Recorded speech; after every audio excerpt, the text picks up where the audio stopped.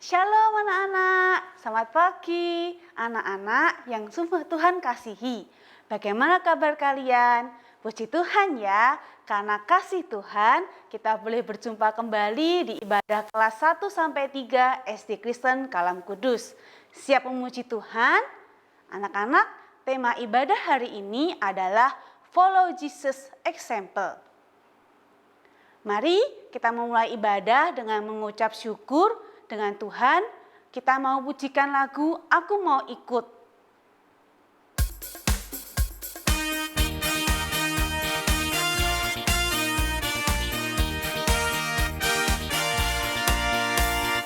Aku mau ikut, aku mau ikut, aku mau ikut Tuhan. Bukan ikut, bukan ikut, bukan ikut-ikutan. Bukan karena papa, bukan karena mama, bukan pula karena adik dan kakak. Bukan karena terpaksa, bukan karena hadiah, tapi karena cinta Tuhan. Cinta, cinta, cinta, cinta, cinta Tuhan. Sekali lagi ya. Aku mau ikut, aku mau ikut, aku mau ikut Tuhan. Bukan ikut, bukan ikut, bukan ikut-ikutan. Bukan karena papa, bukan karena mama, bukan pula karena adik dan kakak. Bukan karena terpaksa, bukan karena hadiah, tapi karena cinta Tuhan. Cinta, cinta, cinta, cinta, cinta Tuhan.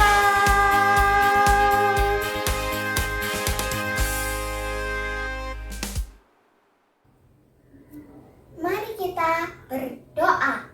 Tuhan Yesus, terima kasih untuk berkat-Mu, anugerah-Mu, dan perlindungan-Mu. Sertai kami ya Tuhan di dalam ibadah pagi ini. Kami serahkan hati kami dan pelayanan kami ke dalam tangan-Mu. Terima kasih Tuhan. Di dalam nama Tuhan Yesus kami sudah berdoa dan mengucap syukur. Amin. Anak-anak, hari ini kita memuji Tuhan kita yang hidup di dalam kita. Dia yang telah mati di kayu salib untuk selamatkan kita. Mari kita akan memujikan Yesus Yes. Amin. Katakan bersama-sama ya, Yesus Yes.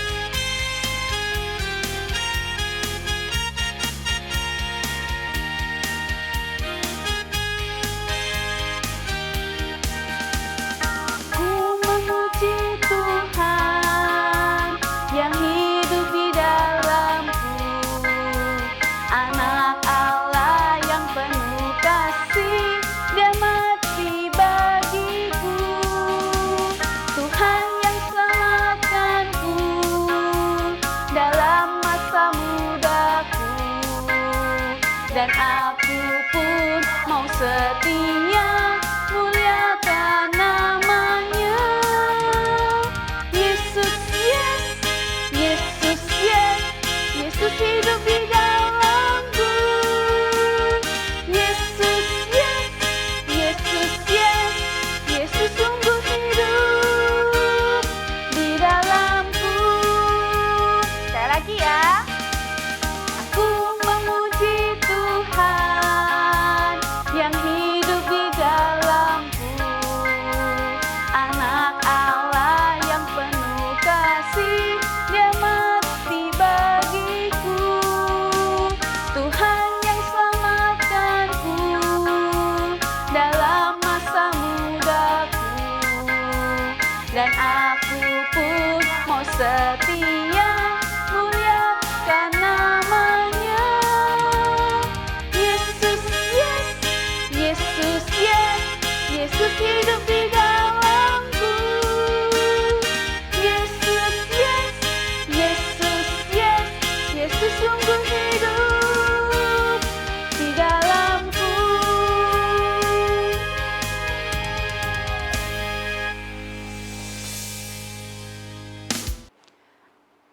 Anak-anak, begitu besar kasih Tuhan dalam hidup kita yang tidak bisa kita hitung dengan jari tangan kita. Dia menginginkan hidup Lose dan anak-anak semua bersinar, sehingga mereka yang tinggal dalam kegelapan boleh merasakan kasih Tuhan juga. Bersama-sama kita sambut firman Tuhan yang akan disampaikan oleh Mistia dengan pujian Yesus menginginkan daku.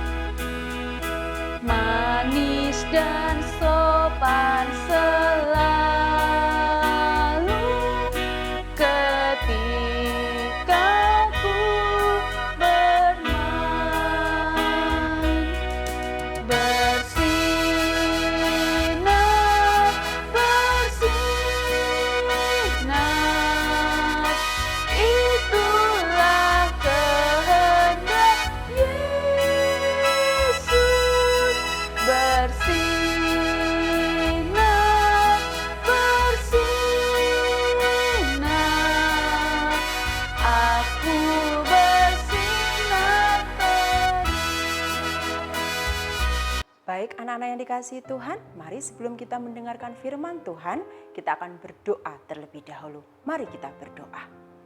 Tuhan Yesus, sungguh kami bersyukur hari ini Tuhan, kami boleh beribadah bersama-sama. Terlebih sebentar lagi kami akan mendengarkan firman-Mu yang boleh menambahkan iman percaya kami akan Engkau. Mengenal Engkau lebih lagi melalui firman-Mu Tuhan.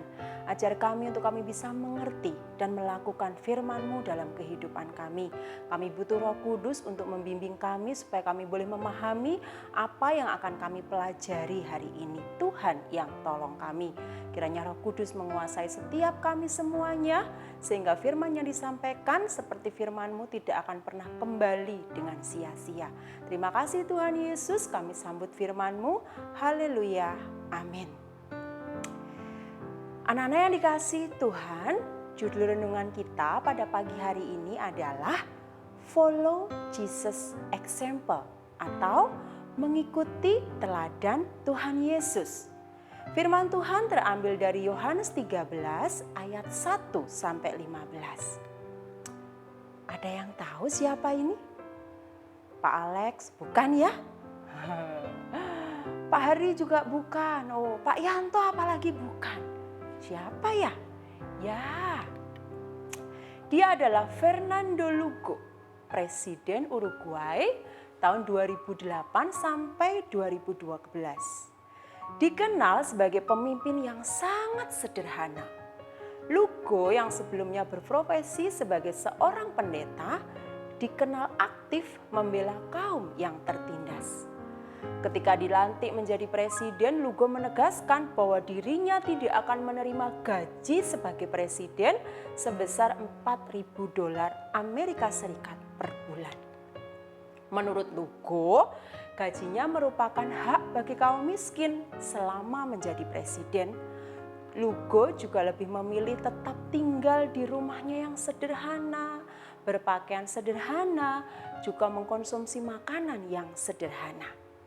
Berbeda dengan para presiden yang lain ya, seharusnya kita tahu kalau presiden ya tinggalnya di istana negara mungkin, fasilitasnya berbeda, lebih baik, makanannya juga diatur dengan koki yang sangat profesional, tapi tidak dengan Lugo.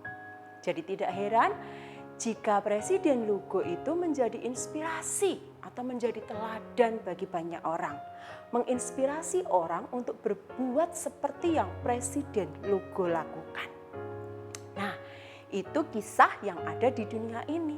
Tapi kita punya teladan utama yang akan kita pelajari hari ini anak-anak yang dikasihi Tuhan. Yaitu siapa? Tuhan Yesus. Ya, Tuhan Yesus sendiri adalah teladan kita. Sumber inspirasi kita untuk kita bisa melakukan seperti yang dilakukan Tuhan Yesus. Dalam Yohanes 13 ayat 1-15 kita akan baca, kita akan mengerti bersama-sama. Seperti perikopnya adalah Yesus membasuh kaki murid-muridnya. Sementara itu sebelum hari raya Paskah dimulai, Yesus telah tahu bahwa saatnya sudah tiba untuk beralih dari dunia ini kepada Bapa. Sama seperti ia senantiasa mengasihi murid-muridnya, demikianlah sekarang ia mengasihi mereka sampai kepada kesudahannya. Mereka sedang makan bersama dan iblis telah membisikkan rencana dalam hati Yudas Iskariot, anak Simon, untuk mengkhianati dia. Lalu bangunlah Yesus dan menanggalkan jubahnya. Ia mengambil sehelai kain lenan dan mengikatkannya pada pinggangnya. Kemudian ia menuangkan air ke dalam sebuah basi dan mulai membasuh kaki murid-muridnya, lalu menyekanya dengan kain yang terikat di pinggangnya. Maka sampailah ia kepada Simon Petrus. Kata Petrus kepadanya, "Tuhan, engkau hendak membasuh kakiku?" Jawab Yesus kepadanya, "Apa yang kuperbuat engkau tidak tahu sekarang, tetapi engkau akan mengertinya kelak." Kata Petrus kepadanya, "Engkau tidak akan membasuh kakiku sampai selama-lamanya." Jawab Yesus, "Jikalau aku tidak membasuh engkau, engkau tidak mendapat bagian dalam aku." Kata Simon Petrus kepadanya, "Tuhan, jangan hanya kakiku saja, tetapi juga tangan dan kepalaku." Kata Yesus kepadanya, "Barang siapa telah mandi dan dia tidak usah membasuh diri lagi selain membasuh kakinya, karena ia sudah bersih seluruhnya. Juga kamu sudah bersih, hanya tidak semua. Sebab ia tahu siapa yang akan menyerahkan dia, karena itu ia berkata, tidak semua kamu bersih." Sesudah ia membasuh kaki mereka, ia mengenakan pakaiannya dan kembali ke tempatnya, lalu berkata kepada mereka, "Mengertikah kamu apa yang telah kuperbuat kepadamu? Kamu menyebut aku guru dan Tuhan, dan katamu itu tepat, sebab memang akulah guru dan Tuhan. Jadi jikalau aku membasuh kakimu, aku yang adalah Tuhan dan gurumu, maka kamu pun wajib saling membasuh kakimu." Anak-anak pada zaman dahulu, membasuh kaki merupakan tugas dari seorang budak yang paling rendah dalam suatu rumah tangga. Ya, jadi mereka memiliki kebiasaan kalau masuk ke dalam rumah itu ada budak yang akan membasuh kaki mereka sehingga mereka masuk rumah dalam keadaan bersih. Namun oleh karena Yesus dan murid-muridnya pada waktu itu makan di ruangan yang dipinjamkan, maka tidak ada budak yang siap di depan pintu untuk membasuh kaki mereka semua. Dan semua murid menganggap tugas ini ada di bawah mereka. Jadi tidak ada yang mau mengerjakan tugas itu. Sehingga kaki semua orang di situ ketika mereka mau makan itu masih kotor. Sampai Yesus, Raja di atas segala raja itu, Tuhan di atas segala Tuhan, merendahkan dirinya untuk melayani mereka yang seharusnya Tuhanlah yang dilayani. Tuhan kemudian membasuh kaki murid-murid mereka. Murid-muridnya ya satu persatu. Ini memberi gambaran apa? Satu hal utama yang Yesus lakukan kepada kita, yaitu Yesus mau mewariskan keteladanan. Makna apa yang mau kita lihat dari kejadian ini anak-anak? Dari teladan Tuhan Yesus yang dinyatakan dengan membasuh kaki murid-muridnya? Mari kita lihat bersama-sama ya. Yang pertama, Yesus mau menyatakan kasih. Tadi ayat yang kedua ya, kasih itu menjadi nyata ketika bukan hanya sebatas dikatakan. Mudah ya untuk kita mengatakan aku mengasihimu, aku menyayangimu. Tapi kasih itu akan menjadi nyata ketika itu bisa ditunjukkan, diwujudkan melalui tindakan dan juga sikap sederhana. Walaupun kita tahu kasih Yesus yang terbesar adalah pengorbanannya di atas kayu salib. Namun Tuhan juga memberi teladan nyata dalam kesehariannya, di mana dengan penuh kasih Ia melayani muridnya satu persatu dengan membasuh kaki mereka yang kotor. Yang kita tahu sebenarnya itu adalah tugas seorang budak, ya nak ya. Nah yang kedua, dari sikap itu, kalau tidak ada kerendahan hati, orang tidak mau melakukannya. Seperti murid-murid yang tadi ya, mereka merasa bahwa tugas membasuh kaki kan kerjaan orang di bawah, itu bukan tugasku. Tidak ada kerendahan hati. Tapi lihat apa yang Tuhan Yesus mau berikan teladan buat kita. Kerendahan hati yang Dia wariskan agar semua murid-muridnya dan kita juga memperlakukan orang lain itu lebih utama dan bukan meninggikan diri. Ya, sikap kerendahan hati yang seperti ini akan memudahkan kita untuk melayani siapapun tanpa memandang orang itu bagaimana, tanpa memandang dia pernah giniin aku kok Miss, dia sukanya begini kok Miss, aku enggak mau sama dia dan lain sebagainya. Yesus memberi teladan buat kita. Ada 2 contoh sikap kerendahan hati yang mau Miss Tia berikan. 2 saja, sebenarnya banyak sekali. Contohnya apa toh Miss? Sikap rendah hati itu kita mesti bagaimana? 1, saling menolong. Mungkin kamu merasa dia itu Miss suka telatan, Miss suka ngejek aku, biarin aja dia jatuh, tak syukurin.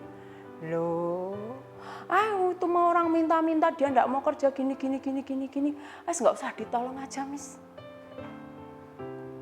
Perlu sikap rendah hati untuk kita bisa menolong orang-orang di sekitar kita tanpa memandang siapapun dan bagaimanapun. Itu sampah jatuh di bawah itu kan bukan tugasku, itu bukan tugasnya CS. Aku nggak mau melakukan itu. Anak-anak yang dikasihi Tuhan, lihat. Yesus Raja di atas segala raja saja mau membasuh kaki murid-muridnya. Apalagi kita harus bisa melakukan hal itu ya. Yang kedua, Miss Tia mau ambil contoh, yaitu mau meminta maaf dan juga mau memaafkan. Kadang kita susah untuk meminta maaf karena masih ada kesombongan. Betul ya, aku nggak salah kok disuruh minta maaf. Dia loh Miss yang mulai duluan, aku nggak mau minta maaf. Giliran mungkin sebaliknya, ada yang sudah minta maaf, kamu diem aja tidak bereaksi. Aku enggak mau maafkan, dia udah sering kok ngejek aku. Dia udah sering kok ngina aku. Dia udah sering begini dan begitu. Perlu kerendahan hati untuk kita bisa memaafkan dan juga kita bisa meminta maaf. Tidak ada ruginya ya nak ya, untuk kita bisa minta maaf dan juga memaafkan siapapun, kesalahan apapun yang kita lakukan. Anak-anak yang dikasihi Tuhan, mari anak-anak miliki kerinduan untuk mengikuti teladan Tuhan Yesus dalam kerendahan hati. Ya, jadi tidak sombong lagi, tapi ingat ketika kita mulai agak-agak sombong gitu, ingat, iya ya, Raja di atas segala raja, dia aja mau melakukan itu. Dia sudah mewariskan itu buat kita. dan warisi warisan yang sangat luar biasa itu. Ayat hafalan kita hari ini adalah Yohanes 13 ayat 15. Yohanes 13 ayat 15.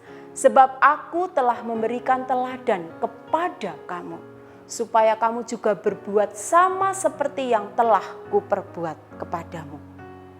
Kamu juga berbuat sama seperti yang telah kuperbuat kepadamu. Amin, firman Tuhan. Mari kita menjadi anak-anak Tuhan yang terus mewarisi keteladanan yang Tuhan berikan dalam hidup kita. Mari kita berdoa. Tuhan, terima kasih untuk firman-Mu yang sangat luar biasa, menegur kami, mengingatkan kami akan kasih-Mu yang begitu besar buat kehidupan kami. Sebelum Engkau mati, bahkan Engkau sudah meninggalkan warisan yang sangat luar biasa, keteladanan yang sangat luar biasa, yaitu kerendahan hati. Biarlah mulai hari ini sampai selama-lamanya di dalam hati dan kehidupan kami, di dalam ucapan dan tingkah laku kami memiliki sikap kerendahan hati seperti yang Tuhan ajarkan kepada kami. Roh Kudus, mampukan kami, anak-anak-Mu, mulai dari hal yang paling kecil sampai hal yang lebih besar, kami mau tampil menjadi anak-anak yang rendah hati. Karena kami tahu ketika kami mewarisi apa yang Tuhan Yesus teladankan, sukacita itu ada buat kehidupan kami. Terima kasih Bapa di surga, kami bersyukur untuk firman-Mu yang sangat luar biasa. Biarlah kami boleh menjadi pelaku-pelaku firman dan nama Tuhan dipermuliakan. Kami bersyukur untuk hari ini, hanya di dalam nama Tuhan Yesus kami sudah berdoa. Amin. Anak-anak, firman Tuhan yang kita dengarkan kiranya memberkati kita sehingga kita menjadi anak-anak yang percaya kepada Yesus dengan sepenuh hati kita. Kita akhiri ibadah kita dengan menyanyikan Mars Kalam Kudus. Anak-anak bangkit berdiri, sikap berdiri yang tegak dengan di dada.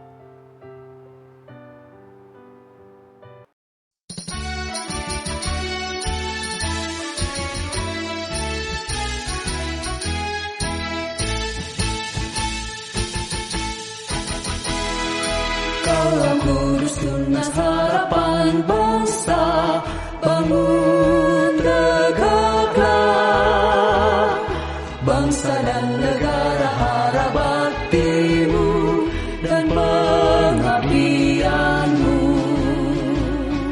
Kejar ilmu, bangun budi dan luhur untuk pembangunan. Laskar Kristus ingat jasa gurumu dan orang tuamu. Turuti firman-Nya, kasihi sesama sebagai pelayanan. Taati pada Allah, cinta bangsamu, Tuhan sertamu selalu.